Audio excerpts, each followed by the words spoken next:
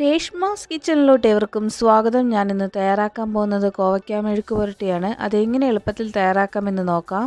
അതിനായി ഞാനിവിടെ 1/2 കിലോ കോവയ്ക്ക കഴുകി വൃത്തിയാക്കി നീളത്തിൽ കനം കുറഞ്ഞ് മുറിച്ചെടുത്തിട്ടുണ്ട്. ഇനി ഒരു പാൻ അടുപ്പിൽ വെച്ചിട്ടുണ്ട്. അതിലേക്കൊരു 1 ടേബിൾ സ്പൂൺ ഓയിൽ ചേർത്ത് കൊടുത്തിട്ടുണ്ട്.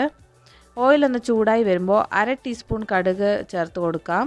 കടുക് ഒന്ന് പൊട്ടി വരുമ്പോൾ ഒരു ചെറിയ സവാള നീളത്തിൽ അരിഞ്ഞതും കൂടി ചേർത്ത് കൊടുക്കുന്നുണ്ട്. കൂട്ടത്തിൽ കുറച്ച് കറിവേപ്പിലയും കൂടി ചേർത്ത് കൊടുത്ത് നന്നായി ഒന്ന് വഴറ്റിയെടുക്കാം.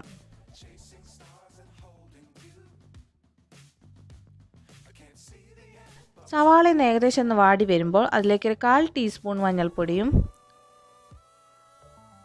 1/2 ടീസ്പൂൺ മുളക് പൊടിയും കൂടി ചേർത്ത് കൊടുത്ത് അതിൻ്റെ പച്ച മണം മാറുന്നത് വരെ ഒന്ന് നന്നായി ഒന്ന് വഴറ്റിയെടുക്കാം. അതിനുശേഷം നമ്മൾ അരിഞ്ഞു വെച്ച കോവയ്ക്ക അതിലോട്ട് ചേർത്ത് കൊടുക്കാം.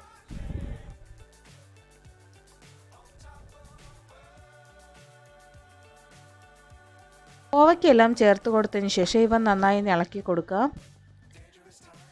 ഇനി ആവശ്യത്തിന് ഉപ്പ് ചേർക്കാം. ഞാനൊരു 1 ടീസ്പൂൺ ഉപ്പാണ് ഇവിടെ ചേർത്ത് കൊടുത്തിരിക്കുന്നത്. ശേഷം നന്നായി ഒന്ന് ഇളക്കി യോജിപ്പിക്കാം. അതിനുശേഷം അടച്ചു വെച്ച് ഒരു 5 മിനിറ്റ് വേവിച്ചെടുക്കാം. 5 മിനിറ്റിന് ശേഷം തുറന്നു കൊടുത്തൊന്ന് ഇളക്കി കൊടുക്കുന്നുണ്ട്.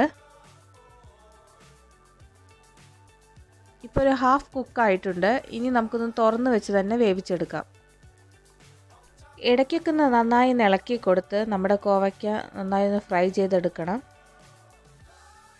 അങ്ങനെ ഒരു 10 മിനിറ്റിന് ശേഷം നമ്മുടെ കോവയ്ക്ക നല്ല രീതിയിൽ വെന്ത് വന്നിട്ടുണ്ട്.